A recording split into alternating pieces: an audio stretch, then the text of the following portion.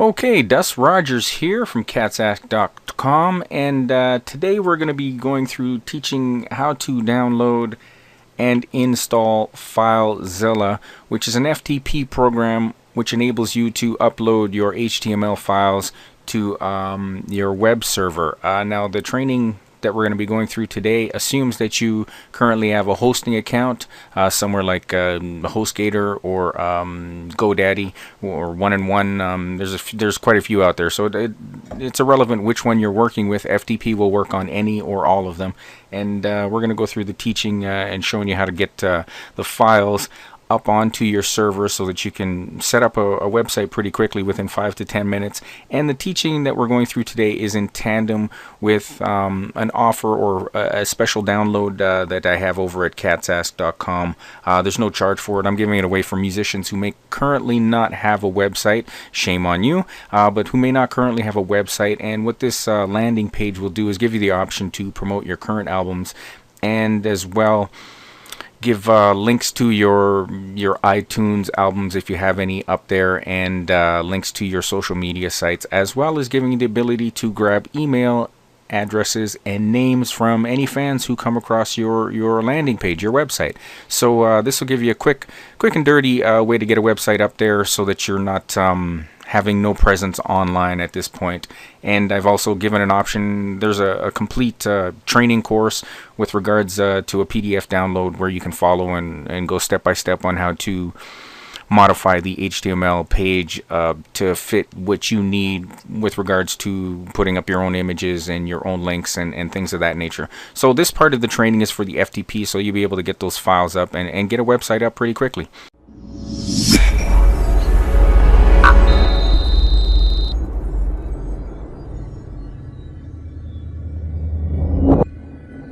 So without further ado, we're going to head on over to Google. I'm going to open up a browser here,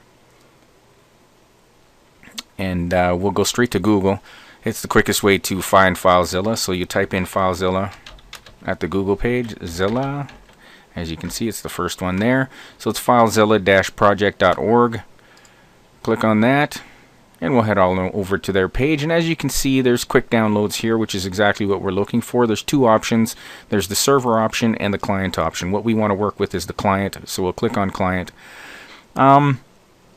You can go straight to SourceForge and grab that. I prefer not to. I'd rather go with the additional download options, and the reason being is that the installers that come from SourceForge tend to have bundled offers and things of that nature, stuff that we don't really need, more garbage going onto our computer. So I'll click on the additional download options. Obviously, if you prefer to go through SourceForge, you're more than welcome to do that.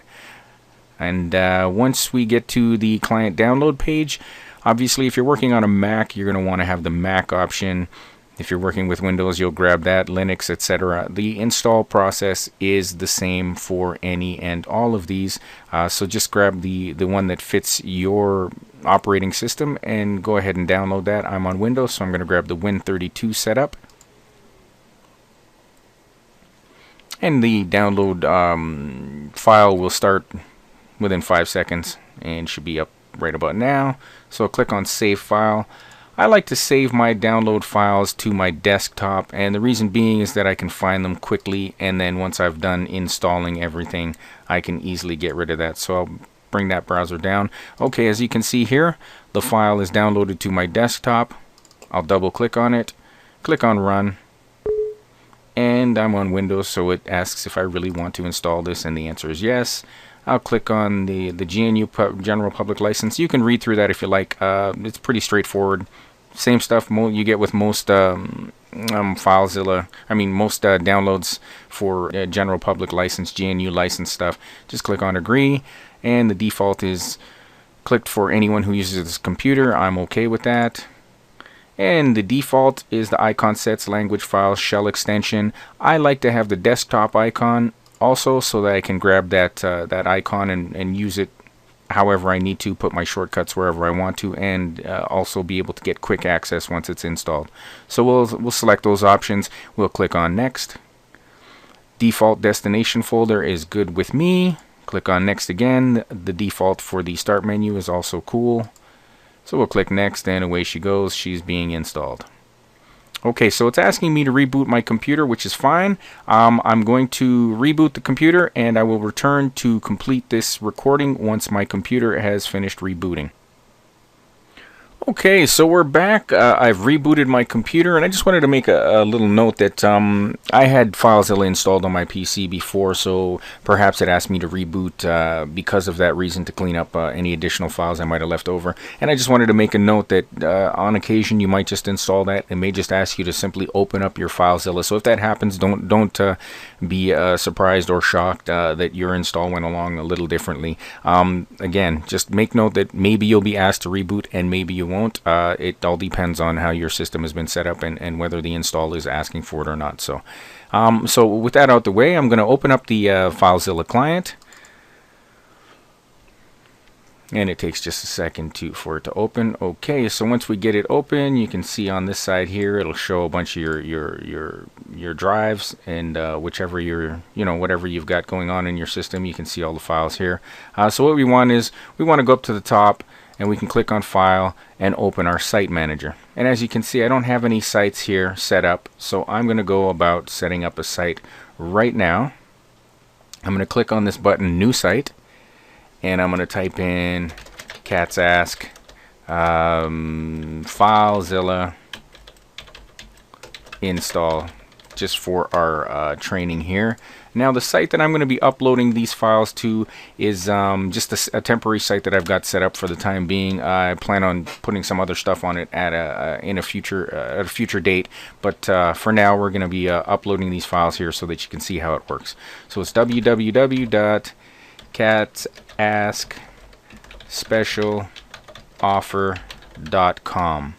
And as you can see here, we've got some other options. We can leave the protocol at its default. We can use the encryption at its default. And the only thing we want to change here is our logon type from anonymous to normal, which will allow us to put in a user. And the username and the password you'll get from your HostGator account or whichever account you're working with regards to your FTP. Just log into your hosting account and you'll go to your FTP options, whichever account you're with. If you're one-on-one GoDaddy, you'll have the option to go find your FTP user and password and either set your password, or you'll have a password already set there for you. Just grab that information, and that's what we're going to be using in the username and the password options here. So my username, I'm going to enter. I've got it blurred out so you can't see it, obviously, for obvious reasons. And the password,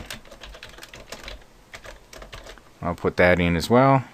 We'll click on connect, and as you can see, it goes through the process. And once we have logged in and everything's good to go, you can see we're now in, and we can see the files that are up on our server. So over here is all the files for our server, and on the left hand side is all the files for our computer.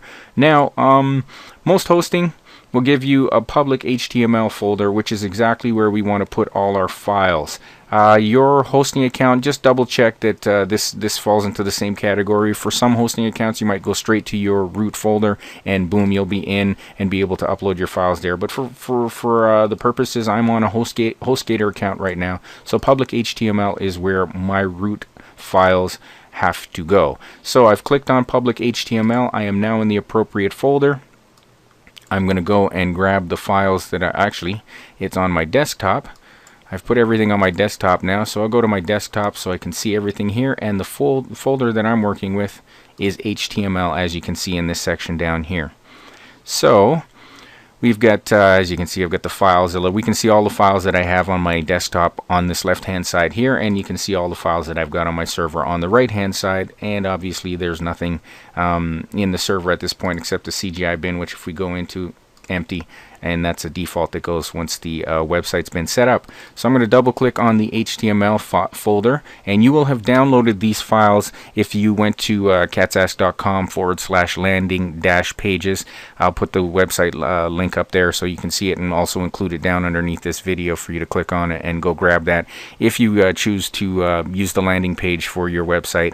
And if you've come across this video on YouTube without having hit Catsask and you're interested in getting yourself a landing page so you can have a website presence, feel free to go over there. There's no charge for it.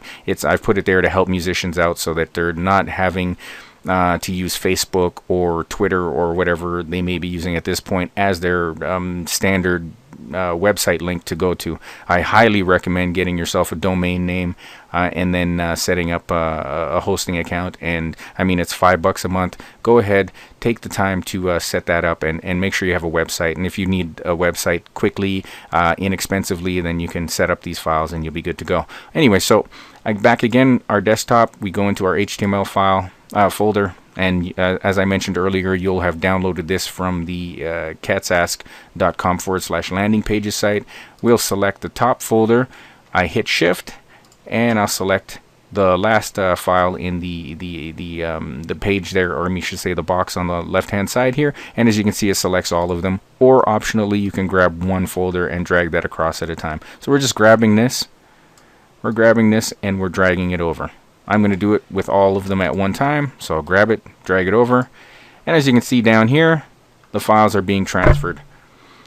Sorry about that. There's only 13 files, so it's a pretty quick transfer. Oh, and you know what? I didn't go through the process of showing you the web page before I flipped all those the files over there. So I'm going to pause this, and we're going to clean that off so I can show you the before, and then we can show you the after. Okay, so here we are on the web page. We're going to go to Catsask specialoffer.com, and as you can see, the index shows absolutely nothing. If we click on the CGI bin, again, that's a forbidden. You're not allowed to go in there. Default of the server, and as you can see, there's nothing there. So we're going to go back to our Filezilla, and again, we'll grab all those files and drag them over. Takes a few seconds. It's a very quick transfer.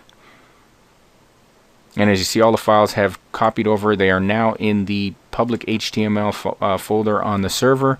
We'll go back to that web page. We'll click on refresh. And as you can see, our slick landing page is now up and running. Again, there's a PDF document that comes with the website download, and you'll be able to change the things like the album image, your band logo, and any of the images for the iTunes albums. Obviously, change the album name and the hashtags that you want to use, and where your album is available, as well as the subscription information and the name and the email here. They're standard. Obviously, you've got the mybandname.com. You can change all this stuff. There's a PDF that walks you through that process once you download the landing page from Catsask, and you can also change the band name and page title as well.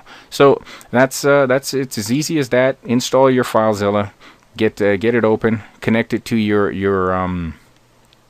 server, upload your files, and you're good to go. And that's that. That's the training for today. I hope this has been helpful for you, and if you've got any questions, feel free to enter them below.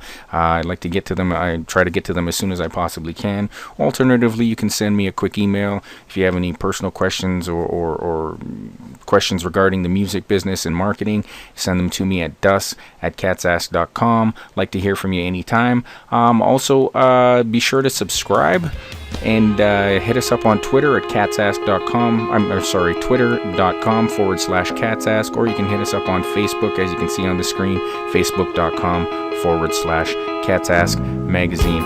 Again, I hope this has been helpful, and it's been fun talking to you. Have yourself a great day. See you again next time.